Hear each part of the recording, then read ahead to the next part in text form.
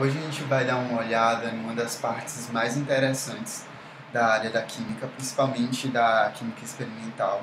Então, quando um químico está dentro de um laboratório, ele vai observar algumas reações e ele vai observar essas reações a partir de soluções, de misturas que ele fez.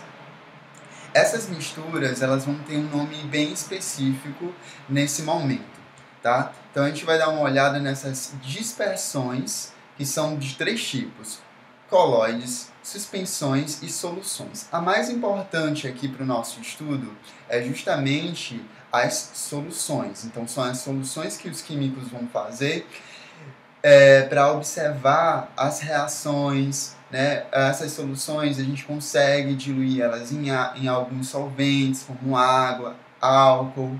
Primeiramente, lá no primeiro ano, vocês viram essa parte de misturas, né? E a gente viu dois tipos de misturas, na verdade. Vimos as misturas homogêneas e as misturas heterogêneas. E vocês puderam observar que algumas misturas elas vão ter apenas uma característica de cima para baixo, né? Por exemplo, se você pega aqui, ó, a água do mar, você vai ter apenas essa consistência, né? Essa fase. Se você pegar a água com a areia e tentar misturar, você vai ver que aos pouquinhos você vai ter duas fases, duas partezinhas que são visíveis. E assim por diante. Essas misturas que a gente consegue ver apenas uma fase, né, a gente identifica apenas uma fase, elas são chamadas de misturas homogêneas. Já essas misturas que a gente consegue ver mais de uma fase, né, de duas para cima, nós chamamos de misturas heterogêneas. Nesse momento do segundo ano, a gente vai dar uma nova... a gente vai jogar aqui uma nova palavra para misturas. Ao invés de chamarmos de misturas, nós vamos chamar de dispersão. Então, dispersão é justamente aquela mistura de dois ou mais substâncias. A maioria das substâncias que a gente encontra no nosso dia a dia são dispersões. Então, como eu disse para vocês, você vai ter três tipos de dispersões. No primeiro exemplo, eu tenho aqui uma dispersão de sulfato de cobre 2 em água.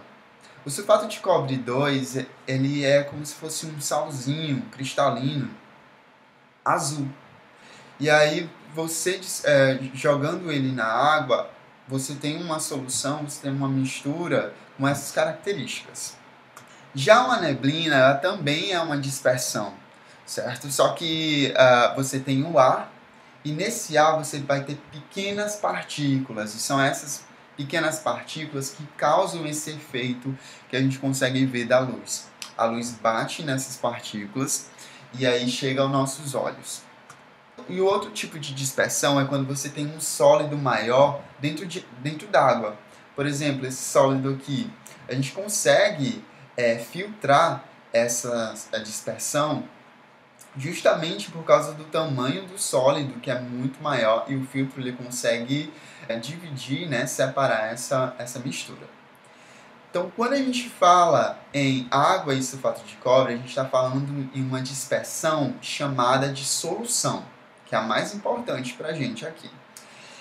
Quando a gente fala em neblina, a gente está falando em dispersão coloidal.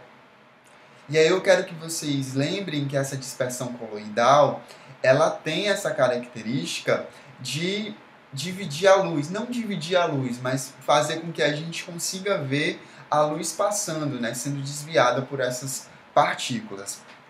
Já uma suspensão é uma mistura onde você vai ter sólidos bem maiores e a gente consegue filtrar. Se eu tentar filtrar uma solução desse jeito aqui, né, num filtro simples, eu não consigo. E provavelmente uma dispersão, dependendo do filtro, você também não consegue dividir.